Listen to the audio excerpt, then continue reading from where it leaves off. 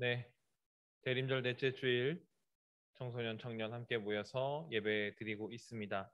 말씀 나누도록 하겠습니다. 혹시 만화 아시는 분 있으신가요?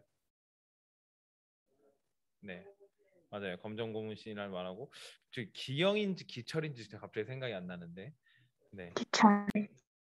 기철이 여은이 아는구나. 혹시 이게 어떤 장면인지 아시는 분 있나요? 정준이 아니? 어,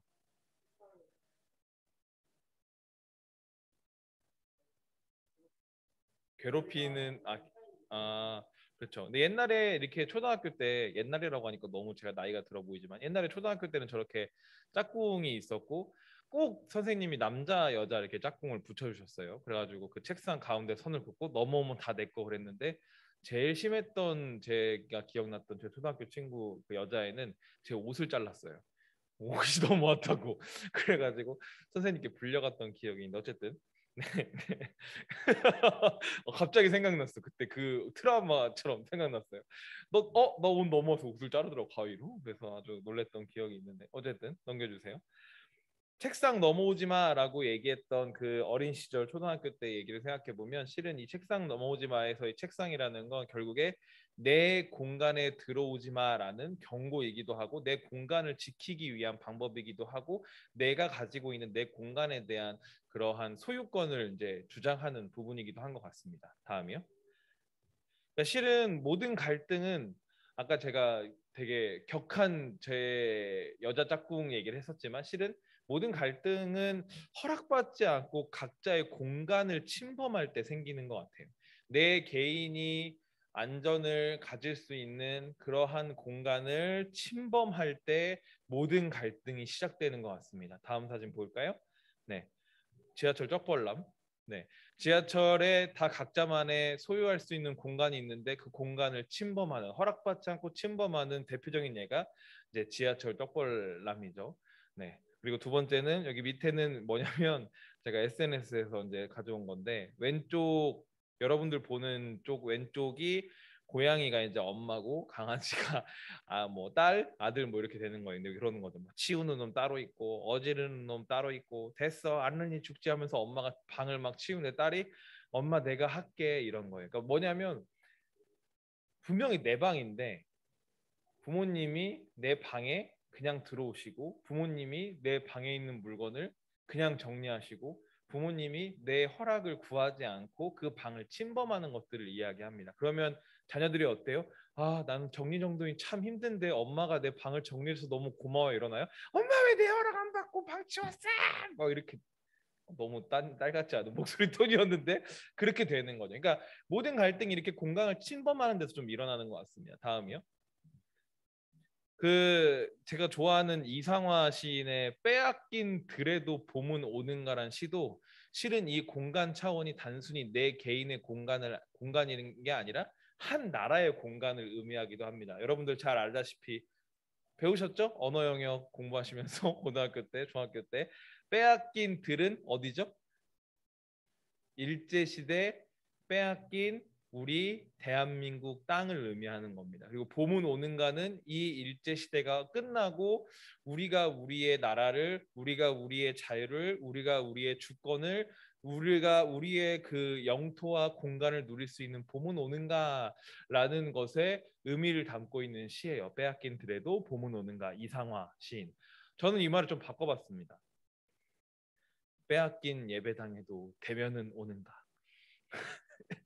네, 지금 예배당에는 청년 대표 반성현 청년회장과 청소년 대표 이정준 청소년 회장이 나와 있고 실은 대부분의 사람들은 지금 현재 온라인으로 예배를 드리고 있어요. 그럴 수밖에 없는 상황입니다. 오미크론이 계속적으로 심해지고 있고 코로나 상황이 좀 나아졌다 싶었더니 다시 사회적 거리두기가 강화됐어요. 빼앗긴 예배당이라고 제가 표현했던 이유는 우리가 자연스럽게 모일 수 있었던 이 예배당의 공간도 그리고 대면할 수 있는 공간도 실은 코로나19 때문에 빼앗겼다라고 저는 생각하는 겁니다. 그래서 이 빼앗긴 예배당에도 대면은 오는가, 우리가 예배할 수 있는 공간을 다시 되찾을 수 있는가에 대한 고민이 요즘 부쩍 많아지는 것 같습니다. 함께 예배하는 공간을 코로나19가 침범한 상황이에요. 물론 코로나19가 우리한테 허락받지 않았죠. 똑똑똑 한 다음에 제가 이 예배당을 침범해도 될까요? 라고 허락받지 않았습니다. 그러나 어쨌든 코로나19가 우리 예배 공간을 침범했고 우리는 우리의 예배 공간을 어떻게 찾을 수 있을까에 대한 고민을 해야 될 시점이긴 합니다. 다음 볼까요? 항상 얘기하는 것처럼 대림절, 이제 오늘 넷째 주일인데 예수님께서 이 땅에 오심을 기다리고 준비하는 대림절입니다. 그러면 예수님은 어디로 오셨나요? 우리 소담 청년, 예수님은 어디로 오셨죠?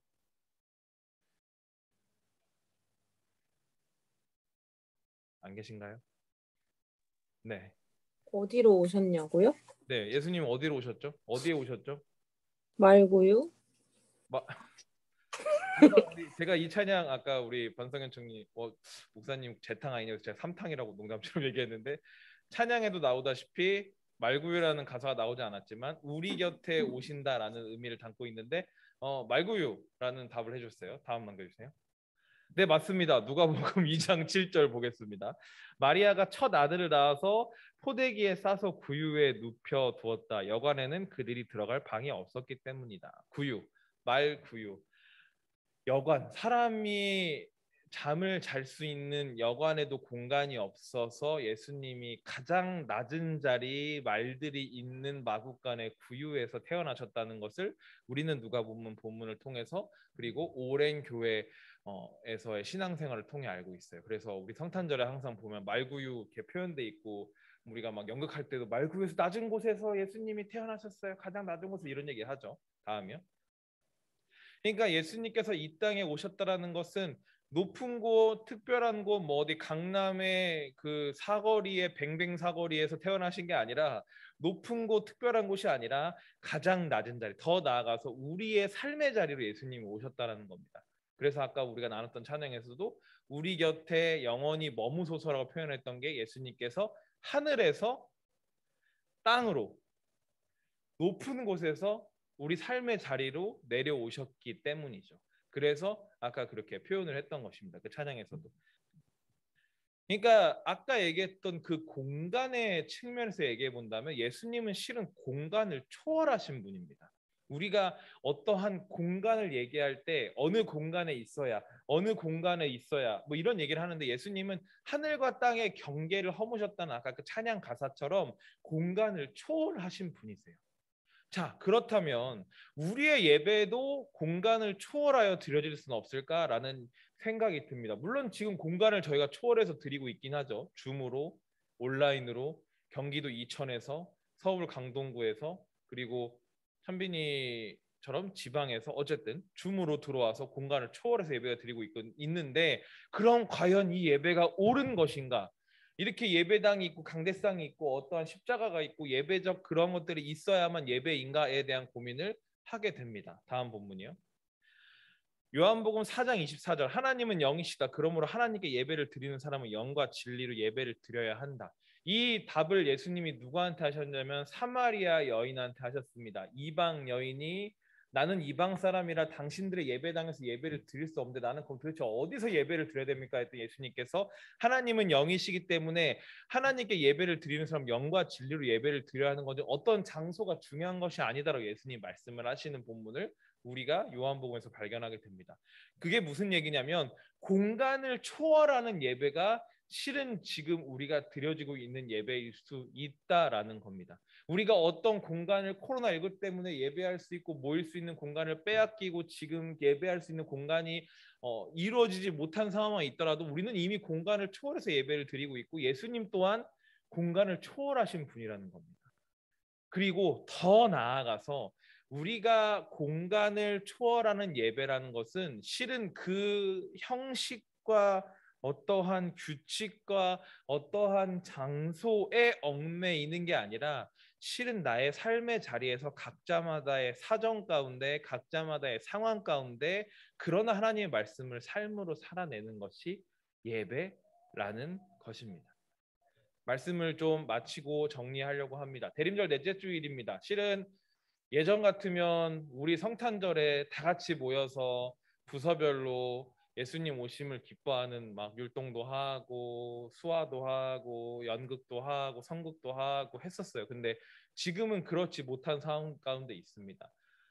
공간을 빼앗겼기 때문이죠. 근데 우리가 공간을 빼앗겼다고 생각하기보다는 공간을 초월하여 하늘에서 땅으로 경계를 허물고 오신 예수님을 우리가 공간을 초월한 가운데 예배했으면 좋겠다는 겁니다. 그러니까 형식적인 예배는 우리 안 드려도 돼요, 여러분. 이 얘기를 하는 게 아니에요. 그러나 우리가 지금 삶의 자리에서 삶으로 드려지는 예배, 삶으로 예배를 살아내는 것, 이것이 실은 공간을 초월한 예배, 공간을 초월한 예수님을 기다리는 예배가 될 수 있다라는 겁니다. 사랑하는 청소년 청년 여러분, 제가 실은 이 설교를 준비한 이유는 딱 하나입니다. 제 마음속에서 뭔가 안타까움이 계속적으로 있었어요. 코로나가 갑자기 또 상황이 안 좋아지니까 청소년 청년들한테 연락을 해서 교회당에 나오라고 얘기할 수도 없고 줌으로 들어오라고 얘기는 하고 있는데 뭔가 예배당에서 예배 드렸으면 좋겠고 하는 그런 양가적인 생각이 막 들었는데 실은 누가 옳다 누가 그르다의 측면이 아닌 거예요. 여기 지금 나와 있는 청소년 대표, 청년 대표처럼 나와 있는 우리 반성현 청년 그리고 이정준 청소년뿐만 아니라 지금 줌으로 예배하고 있는 우리 또한 공간을 초월해서 하나님께 신령과 진정으로 예배를 드리고 있다는 겁니다. 그리고 이 오후 2시부터 3시 사이에 예배가 끝나고 나서 우리 예배가 끝나느냐, 그게 아니라 우리 삶의 자리에서도 하나님의 말씀을 삶으로 살아내는 예배가 이어져야 된다라는 것입니다. 사랑하는 청소년 청년 여러분, 우리 예배합시다. 어느 자리에서건 어느 시간에서건 우리가 나의 삶의 자리에서 각자마다의 상황 가운데 하나님의 말씀을 삶으로 살아내는 공간을 초월하는 예배를 하나님께 올려드리는 그러한 우리 청소년들과 청년들이 간절히 되기를 소원합니다. 제가 대표로 기도하도록 하겠습니다.